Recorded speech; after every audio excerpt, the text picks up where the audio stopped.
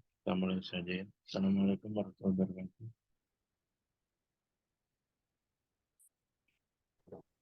Salam Pak.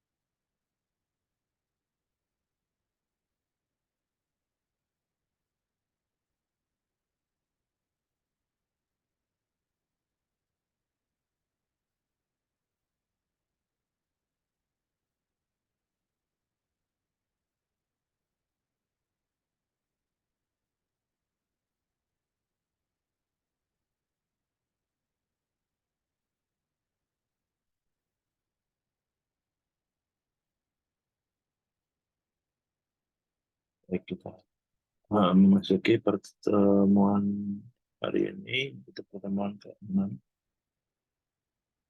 itu kita akan membahas tentang transaction dalam sistem terdistribusi.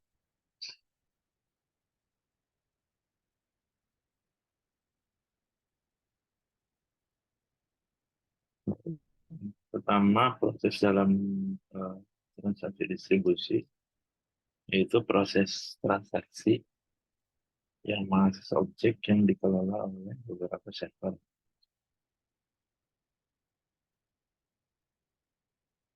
Kemudian konsep atau omniscity ini tetap berlaku atau out of nothing. Kemudian diperlukan juga sebuah koordinator untuk memastikan konsep atau misinya, atau misi. Kemudian menggunakan protokol yang sudah disepakati sejak awal. Kemudian memerlukan concern control.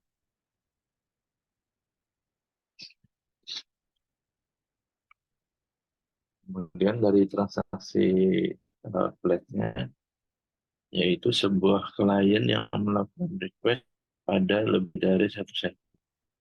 Kemudian sebuah transaksi diselesaikan dahulu sebelum meminta ke server berikutnya.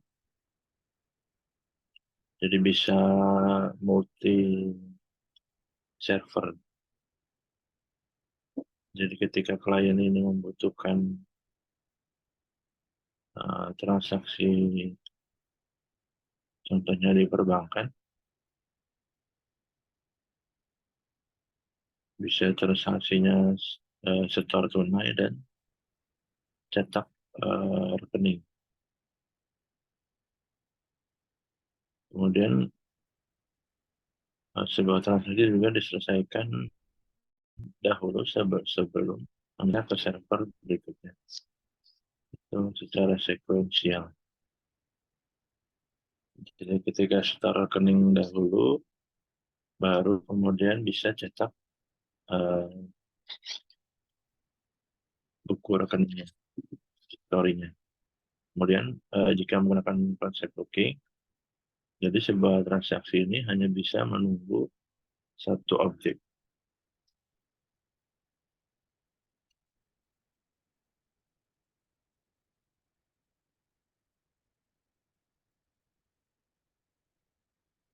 Ini gambarnya seperti ini.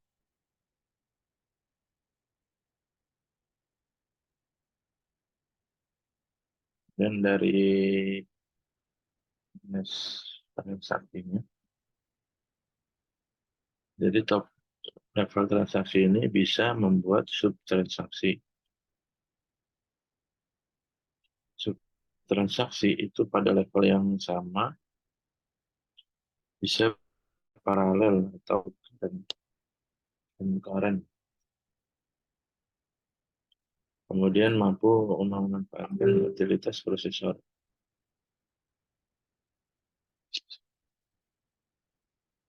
Ini contohnya. Jadi ketika bisa multi, si kliennya bisa melakukan transaksi sekaligus melakukan pengecekan. Nah, ini contohnya transaksi perbankan. Si klien melakukan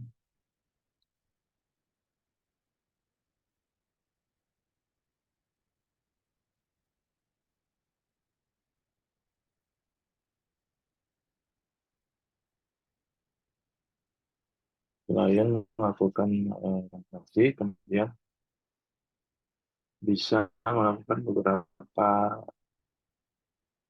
transaksi, contohnya seperti deposit atau setoran atau lain sebagainya. Ini yang bisa secara contohnya tadi secara flat.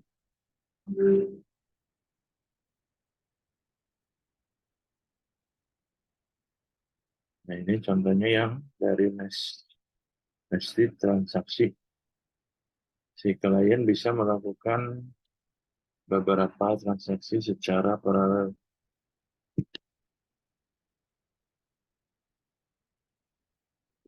Bisa melakukan deposit atau melakukan setoran terus secara bersamaan. Ya, dari sisi proses, klien mengirimkan request open transaksi atau koordinator pada sembarang server. Kemudian koordinator yang dituju juga mengembalikan identifier transaksi yang unik pada klien. Kemudian klien juga bekerja sama dengan koordinator dengan commit protocol. Nah, dari koordinator sendiri, sebuah host yang menjadi vendor ini untuk menyelesaikan sebuah transaksi distribusi. Jadi contohnya ketika ada transaksi di teller, nanti ada hostnya biasanya sebagai uh, manajer tellernya itu bertanggung jawab untuk mengambil keputusan.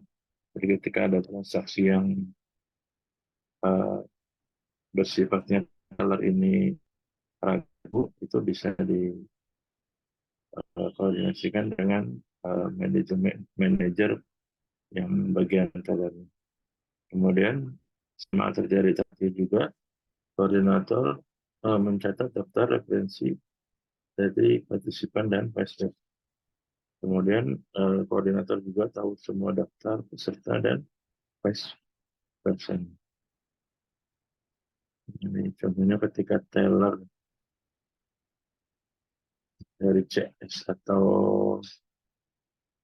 dari CS atau teller melakukan transaksi, nanti masing-masing uh, koordinatornya bertanggung jawab. Nah, ini contohnya ini seperti komputernya si manajer CS, kemudian ini bagian transaksi, ini koordinatornya sebagai koordinator dari Atomic Commit Protocol.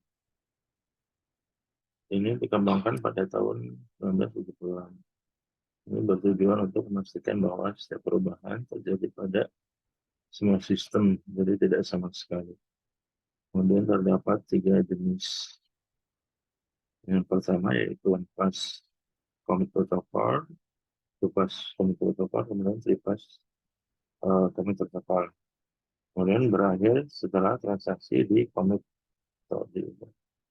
Kemudian dari sisi One Pass Commit Protocol, koordinator mengirimkan pesan commit atau abort pada semua partisipan. Kemudian proses diulang terus-menerus sampai semua sudah membalas.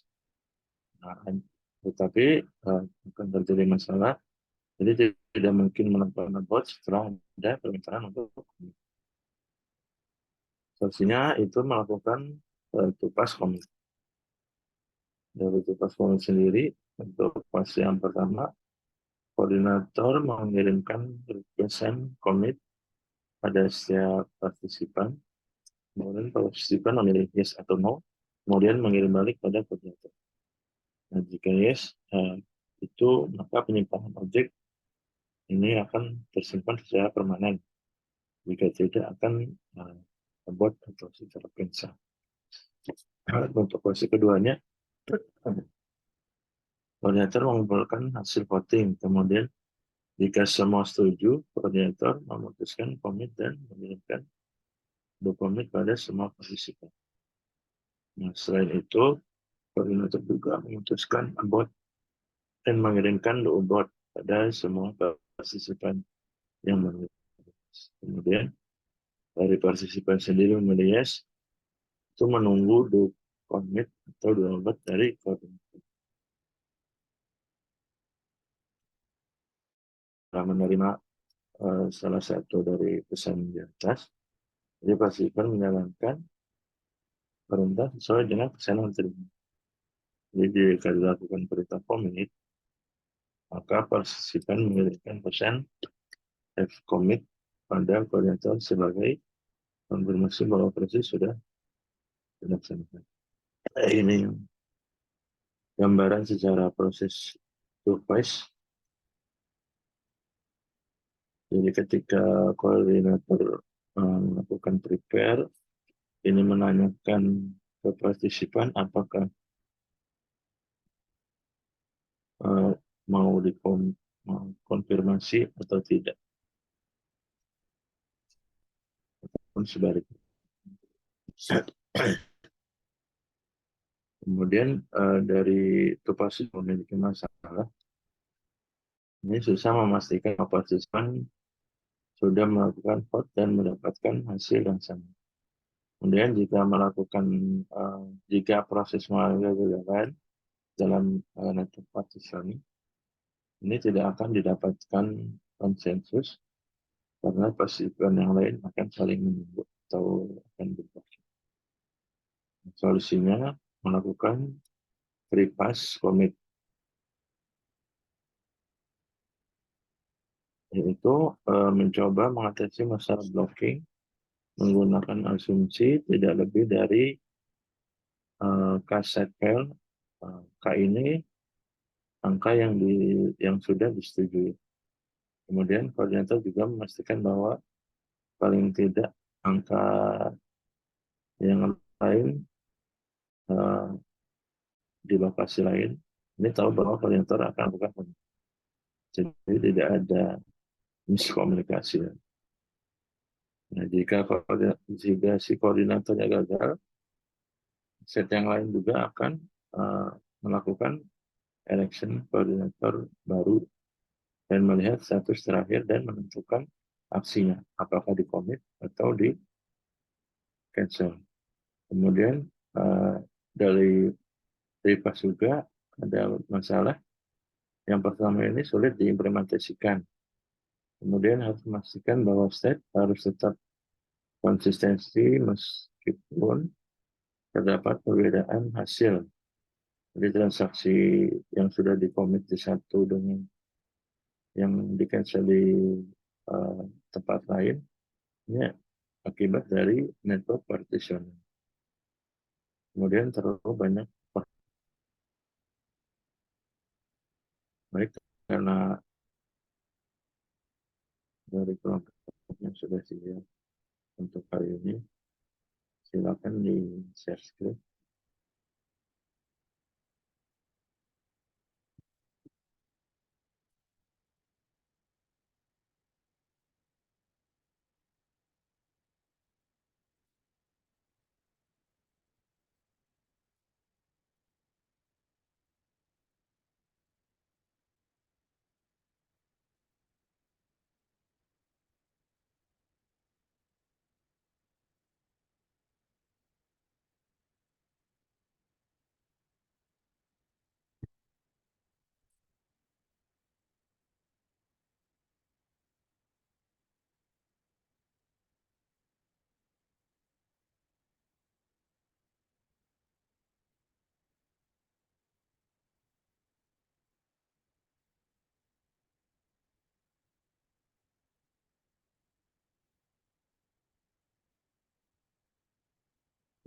plan bos.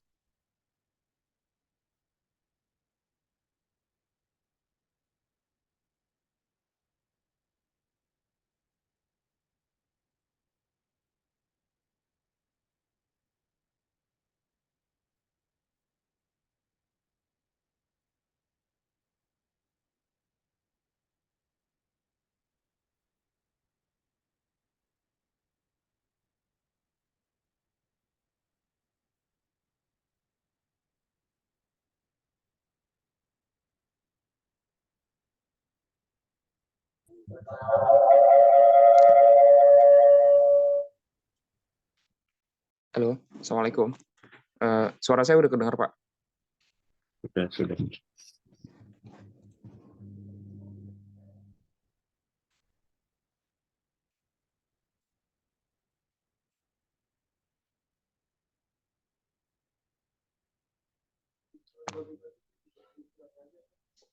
Wahyu ada nggak?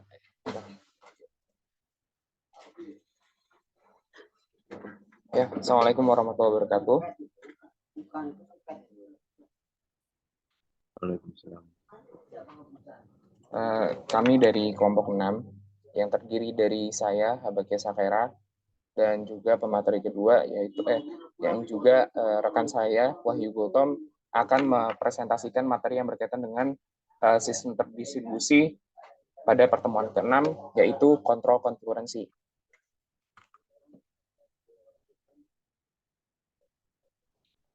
Kontrol kalkulasi atau pengendalian konkursi ada beberapa materi yang akan disampaikan, yaitu berkaitan dengan konkurensi itu sendiri, yaitu konkurensi berbasis penguncian, protokol berbasis pembatasan waktu, protokol berbasis validasi, dan penanganan deadlock.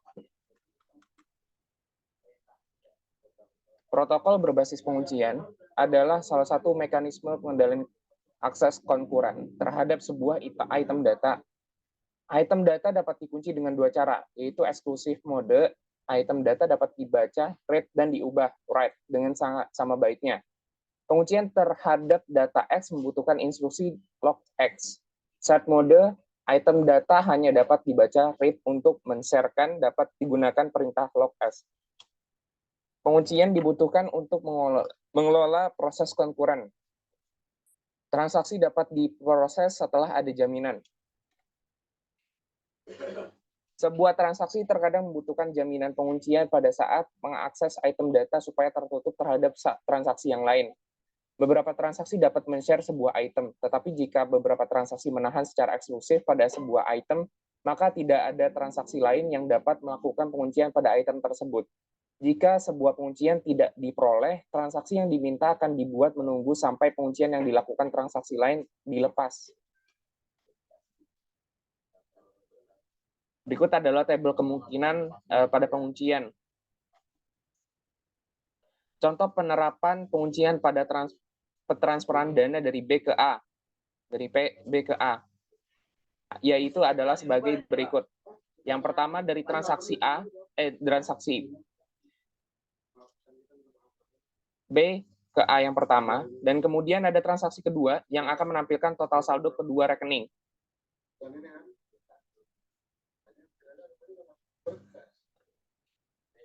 Sebuah locking protokol adalah sekumpulan aturan dalam sebuah transaksi yang memanggil dan melepas penguncian. Protokol locking akan membatasi penjadwalan yang ada. Kemungkinan pada protokol penguncian, baik T3 atau transaksi ketiga dan transaksi keempat, tidak dapat maju lagi eksekusi lock, mengakibatkan transaksi keempat menunggu T3 untuk melepaskan penguncian terhadap B. Sementara eksekusi lock mengakibatkan transaksi 3 menunggu T4 melepaskan penguncian terhadap A. Kondisi ini disebut dengan backlock. Untuk mengatasi masalah ini, T3 atau T4 harus di rollback dan melepaskan kuncian.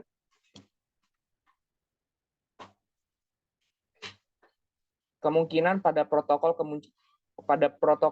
penguncian. Sehubungan dengan sebagian jadwal, deadlock selalu mungkin terjadi dalam protokol lock. Starvation juga mungkin terjadi jika pengendalian akses konkuren tidak baik. Contoh, sebuah transaksi mungkin dapat menunggu X-lock pada sebuah item, sementara transaksi lain pada urutan membutuhkan X-lock pada item yang sama. Transaksi lain yang sama berulang-ulang melakukan rollback sampai dengan deadlock. Pengelolaan konkurensi dapat dirancang untuk menghindari starvation. Protokol penguncian 2 fase. Aturan ini menjamin terjadinya konflik serializable phase 1, fase bertumbuh atau growing phase. Transaksi dapat melakukan sejumlah penguncian. Transaksi belum melepaskan satupun penguncian. Phase 2, fase melepaskan atau shrinking phase. Transaksi belum melepas kunci. Transaksi belum melakukan penguncian yang baru. Titik dalam schedule di mana transaksi tersebut telah mendapatkan penguncian akhir disebut lock point transaksi. Protokol penguncian 2 phase. Locking 2 fase tidak menjamin terjadinya deadlock. Strict 2 phase locking dengan mekanisme ini dikehendaki bahwa semua penguncian dengan mode eksklusif dari sebuah transaksi harus tetap dipegang hingga transaksi berada dalam status berhasil sempurna atau committed. Rigorous 2 phase locking yang menghendaki semua penguncian eksklusif maupun share tetap diterapkan hingga transaksi committed. Konversi penguncian. Penguncian 2 fase dengan konversi penguncian. Fase pertama dapat menggunakan log S pada data, dapat menggunakan log X pada data, dapat konversi log S menjadi log X atau upgraded. Second phase dapat membuka log S, dapat membuka log X, dapat konversi log X menjadi log S atau downgrade. Protokol ini menjamin serialitas dari suatu transaksi, tapi masih bergantung kepada programmer untuk menambahkan berbagai macam instruksi penguncian. Konversi penguncian. Jika menerapkan locking 2 fase, maka T5 harus mengunci A1 dalam mode eksklusif. Akibatnya semua eksekusi konkuren dari kedua transaksi menjadi eksekusi serial. Jika T5 lakukan penguncian dengan mode eksklusif di saat penulisan A1, maka konkurensi akan lebih baik karena T5 dan T6 dapat mengakses A1 dan A2 secara simultan. Peningkatan penguncian dari share menjadi eksklusif disebut upgrade dan sebaliknya disebut downgrade. Konversi penguncian itu log A1 pada transaksi kelima dan T4 log S A1. Akuisisi otomatis dari penguncian. Transaksi T menjalankan operasi read or write standar tanpa ada prosedur penguncian. Operasi read akan dijalankan. Jika T sudah mengunci D, maka otomatis membaca D. Jika tidak, mengulang lagi atau mulai lagi. Jika diperlukan tunggu sampai S atau D tidak ada. Transaksi lain melog S pada D. Lakukan T log S pada D. Membaca D. Selesai. Implementasi penguncian. Sebuah log manager dapat diterapkan sebagai sebagian dari proses melayani permintaan log dan unlock. Log manager menjawab permintaan log dengan mengirimkan pesan penguncian atau pesan melakukan rollback dalam kasus deadlock. Transaksi yang minta akan menunggu sampai dijawab. Log manager merawat struktur data yang disebut log table untuk menjamin penguncian rekod dan menunda permintaan.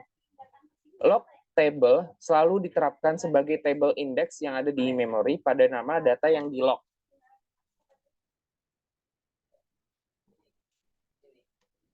Log table. Kotak hitam tandanya sedang mengunci, sedang yang putih menunggu permintaan. Log table juga mencatat jenis penguncian. Permintaan baru ditambahkan di akhir antrian. Permintaan untuk item data menjadi jaminan terhadap semua penguncian terakhir. Permintaan unlock akan menghapus log dan kemudian permintaan akan memeriksa apakah bisa dilakukan sekarang. Jika transaksi batal, semua proses tunggu akan dihapus. Log manager akan menjaga daftar kejadian log setiap transaksi secara efisien.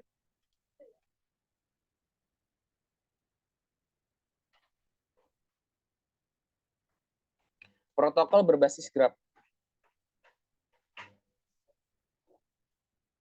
Protokol berbasis graph adalah alternatif dalam two-phase locking, memberikan sebagian permintaan pada himpunan D2, semua item data. Jika D, DJ, di DJ, maka semua transisi yang mengakses di DI dan DJ harus mengakses lebih dahulu sebelum mengakses DJ. Akibatnya himpunan D dapat dilihat sebagai database graph. Tree protocols. Baik T3 maupun T4 tidak dapat maju lagi eksekusi log S, mengakibatkan T4 menunggu T3 melepaskan penguncian terhadap B. Sementara eksekusi log X mengakibatkan T3 menunggu T4 melepaskan penguncian terhadap A. Kondisi ini disebut dengan deadlock. Untuk mengatasi masalah ini, T3 atau T4 harus rollback dan melepaskan kuncian.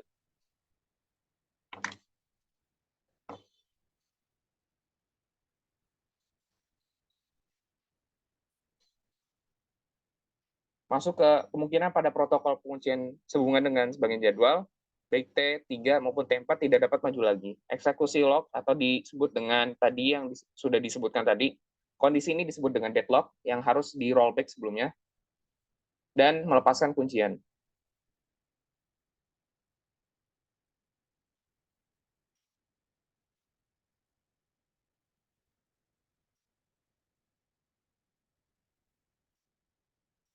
Protokol penguncian dua fase. Sehubungan dengan sebagian jadwal, aturan ini menjamin terjadinya konflik serializable. P1, fase bertumbuh atau growing phase, transaksi dapat melakukan sejumlah penguncian, transaksi belum melepaskan satupun penguncian. Fase kedua, fase pelepasan atau shrinking phase. Transaksi mungkin melepas kunci, transaksi belum melakukan penguncian yang baru. Titik dalam schedule di mana transaksi tersebut telah mendapatkan penguncian akhir disebut lock point transaction. Protokol penguncian dua phase. Sehubungan dengan sebagian jadwal, locking dua fase tidak menjamin terjadinya deadlock. Strict two-phase locking dengan mekanisme ini dan dikehendaki bahwa semua penguncian dengan mode eksklusif dari sebuah transaksi harus tetap dipegang, hingga transaksi berada dalam status berhasil sempurna atau committed. Rigorous two-phase locking yang menghendaki semua penguncian, eksklusif maupun share, tetap diterapkan hingga transaksi committed. Konversi penguncian. Penguncian dua fase dengan konversi penguncian. Fase pertama dapat menggunakan log S pada data. Dapat menggunakan log X pada data. Dapat konversi log S menjadi log X. Upgrade. Second phase dapat membuka log S. Dapat membuka log X. Dapat konversi log X menjadi log S atau downgrade. Protokol ini menjamin seriabilitas dari suatu transaksi tapi masih bergantung kepada programmer untuk menambahkan berbagai macam instruksi penguncian.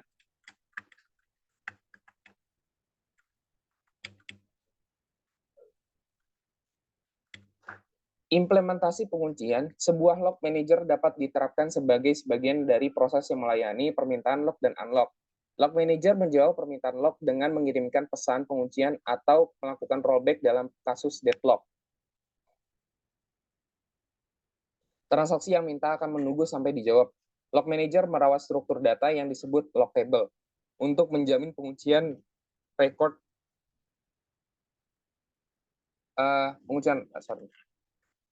record dan menunda permintaan. Log table selalu diterapkan sebagai table index. Selanjutnya akan disampaikan oleh Wahyu Gultom. Waktu dan tempat dipersilakan Mas Wahyu. Iya, Mas Abah. Terima kasih atas waktunya. Selanjutnya, implementasi penguncian. Sebuah log manager dapat diterapkan sebagian dari proses yang melayani permintaan lock dan unlock.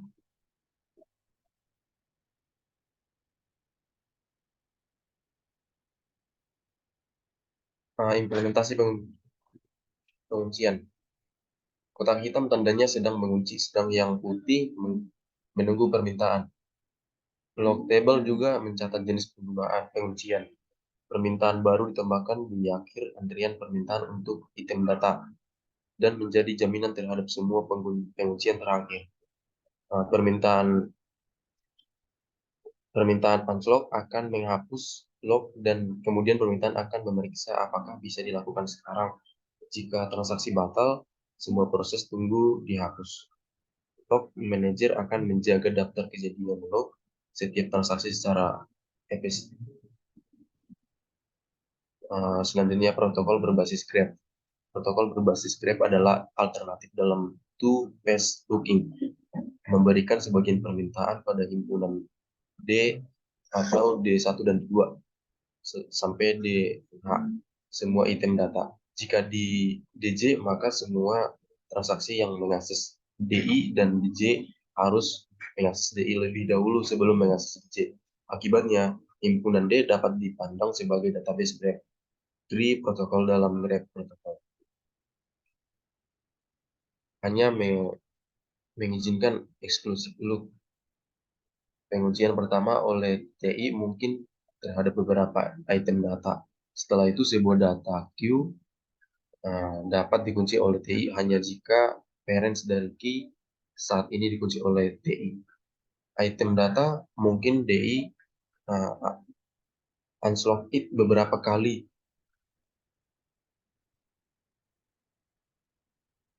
Timestamp based protocols atau code. Timestamp akan terus diperbarui ketika ada perintah baru read dan write yang dieksekusi. Untuk transaksi TI yang menjalankan operasi read ada key jika TS atau TI W times M atau key, maka TI perlu membaca kembali nilai key yang ditulis. Karena itu operasi read ini akan ditolak dan TI akan di rolled back.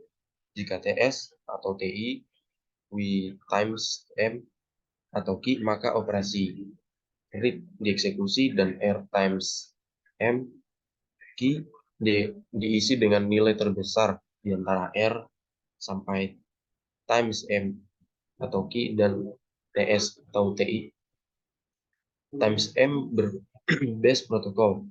Times M akan terus diperbarui ketika ada perintah baru read dan write yang dieksekusi. Untuk transaksi TI yang menjalankan operasi read key, jika TS atau TI write times M atau key, maka TI perlu membaca kembali nilai key yang ditulis. Karena itu operasi read ini akan ditolak dan TI akan di rolled back. Jika TS atau TI W times M atau key, maka operasi read dieksekusi dan R times M atau key diisi dengan nilai terbesar di antara R dan times M atau key dan TS TI. Times M atau base protokol. Selanjutnya contoh penggunaan protokol. Sebagian jadwal item data dengan transaksi mempunyai times M 1, 2, 3, sampai 5. Misalnya TI T2 sampai T5 yang ready. Selanjutnya correctness of times M atau ordering protocol. Protokol times M atau ordering menjamin konflik seriality jika prosesnya mengikuti urutan. Protokol ini menjamin konkurensi terbebas dari deadlock karena tidak ada transaksi yang harus menunggu. Validation based protocol. Eksekusi dari transaksi TI selesai dalam 3 tahap. Yang pertama, read dan eksekusi. Transaksi TI melakukan operasi write hanya pada variabel lokal temporer tanpa melakukan perubahan ke basis data aktual. Yang kedua, validasi atau transaksi TI membentuk uji validasi untuk menentukan apakah transaksi tersebut dapat melakukan penyalinan atau pengubahan ke basis data dari variabel lokal temporer yang nilainya diperoleh dari operasi write tanpa menyebabkan pelanggaran seriality. Yang ketiga, write. Jika phase validasi transaksi TI berhasil, maka perubahan sesungguhnya dilakukan ke basis data. Jika validasi tidak berhasil, maka TI akan di roll back. Semua phase dalam eksekusi transaksi konkuren dapat terjadi pada waktu bersamaan. Nah, disebut juga optimistic congruency control. Selanjutnya validasi based protocol. Setiap transaksi TI akan memiliki 3 times M start.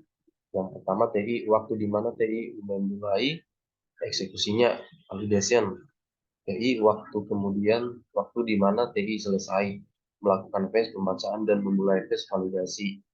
Maksudnya finish. TI. Waktu di mana TI menyelesaikan fase penulisan. Urutan serial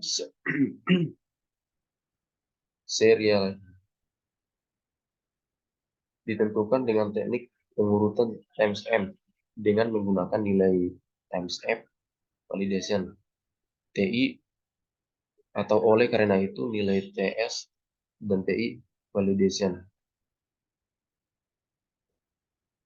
Nah, selanjutnya uji validasi untuk transaksi TJ. Jika untuk semua transaksi TI dengan TS atau TI, salah satu dari dua kondisi berikut harus dapat dipenuhi. Yang finish TI, yang start TJ. Karena TI menyelesaikan eksekusi sebelum TJ dimulai start TJ. Sedangkan yang finish dan validation dan himpunan item data yang diproses TI tidak beririsan dengan himpunan item data yang dibaca oleh TJ. Kemudian validasi TJ dikatakan berhasil. Jika tidak validasi gagal dan TJ dibatalkan. Justification. A service control is step set and there is no overlapped expression or second conditional is state-based and. Yang pertama, operasi write oleh TJ jangan dilakukan sampai dengan operasi read dari TI selesai. Yang kedua, operasi write dari T jangan mempengaruhi operasi read TJ. Jika TJ tidak melakukan operasi read terhadap operasi write yang dilakukan TI. Jadwal yang dihasilkan oleh validasi control contoh schedule yang menggunakan validation. Penanganan deadlock. Ada dua transaksi sebagai berikut. Yang pertama TI write atau disingkat dengan X. Kedua write yang disingkat dengan Y write atau Y write X. Penjadwalan dengan deadlock TI. Penanganan deadlock. Sistem dikatakan deadlock bila mana ada lebih dari satu transaksi berada dalam keadaan saling tunggu untuk melakukan akses terhadap sebuah item data. Pencegahan deadlock dapat dilakukan dengan dua metode berikut. Pertama, transaksi harus mengunci semua item data sebelum memulai eksekusi. Selanjutnya mengizinkan sistem memasuki kondisi deadlock dan kemudian berusaha untuk mengatasinya dengan memanfaatkan skema pendeteksian dan pemulihan deadlock.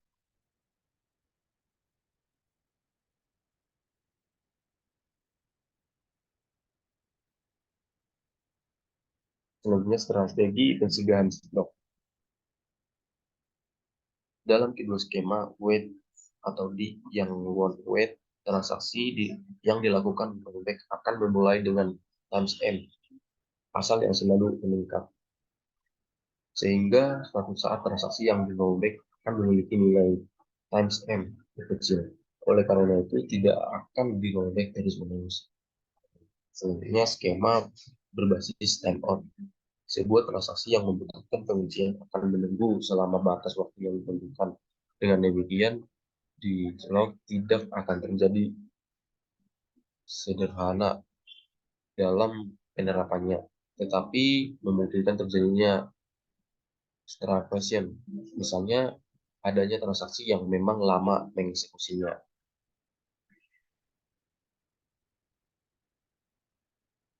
Deteksi deadlock.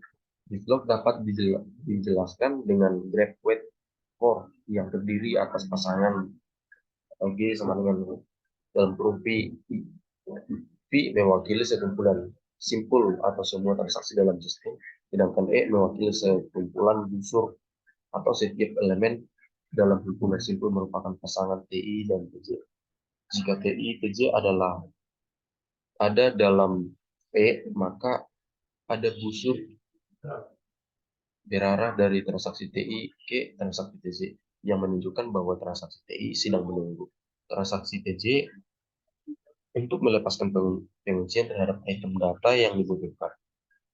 Ketika TI membutuhkan item data yang sedang dipegang oleh TJ, maka busur TI dan TJ ditambahkan ke dalam graph weight Usul ini akan dihapuskan hanya jika ketika transaksi QC telah melepaskan item data yang dipegangnya yang dibutuhkan oleh TI. Sebuah dislok akan terjadi jika dan hanya dalam wait for terdapat siklus perlu mengelola grafik ini secara periodik dengan algoritma untuk memeriksa adanya tindakan siklus dalam grafik. Deadlock recovery. Ketika deadlock terdeteksi, jalankan proses rollback pada satu atau beberapa transaksi untuk lepas dari kondisi deadlock. Pilih transaksi dengan risiko minimum rollback atau tentukan pula sejumlah mana transaksi harus rollback. Total rollback. Batalkan transaksi dan mulai dari awal. Lebih efektif jika proses rollback dijalankan hanya sejauh diperlukan supaya terlepas dari kondisi deadlock. Intervention dapat terjadi jika sebuah transaksi selalu dijadikan korban yang akan dikenai jika ada proses deadlock. Caranya dengan melibatkan jumlah proses rollback yang dialami sebuah transaksi sebagai faktor biaya.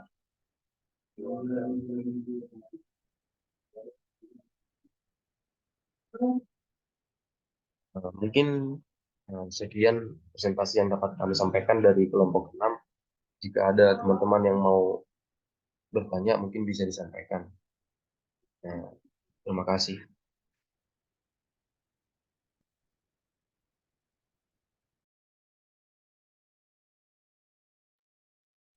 Silakan dari teman-teman yang mau bertanya.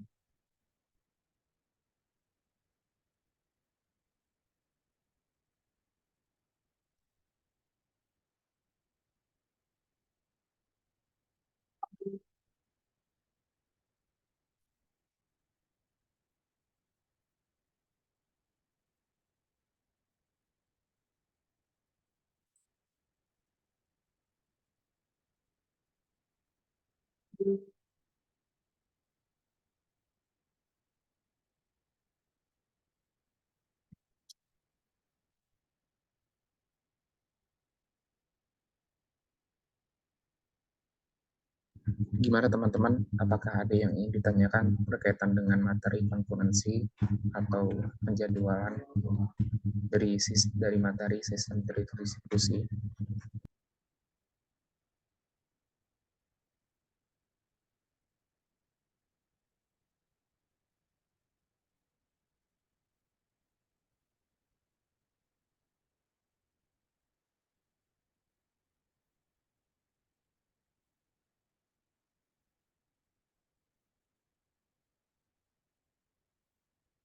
Kita sambil di absen, sambil mempersiapkan pertanyaan sambil di absen. Ahmad Baharunut.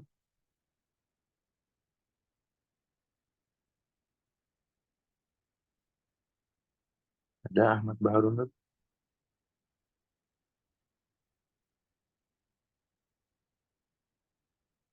Kemudian Ahmad Nana hadir, Pak. Irmanto. Nana Irmanto. Hadir, Pak.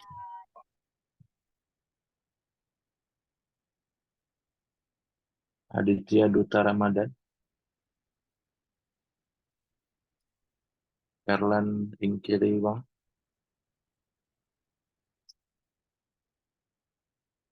Erlangga Maulana. Rasbek Nahumaruri.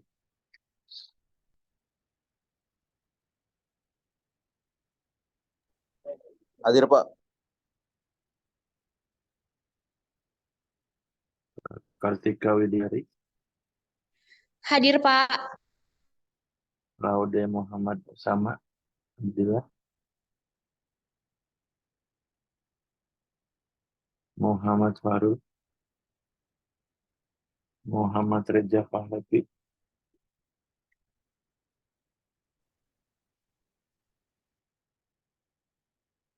Rega Audrian. Rio Riansyah. Hadir, Pak.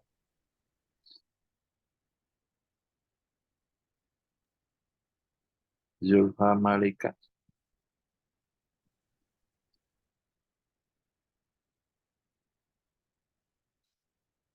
Ada yang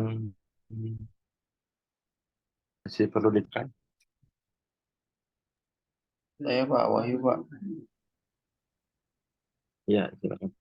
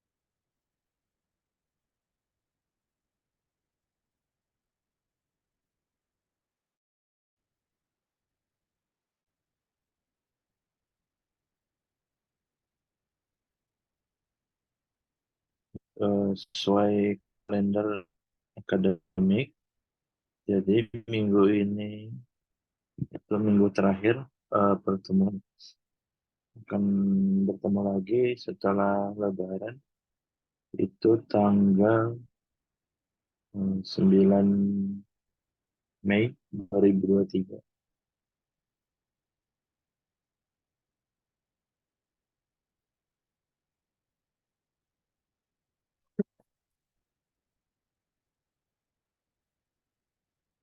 Kalau sudah tidak ada, kita akhiri perkuliahan hari ini. Selamat berpuasa, selamat liburan, selamat Idul Fitri. Mohon maaf lahir dan batin. Terima kasih. Wassalamualaikum warahmatullahi wabarakatuh.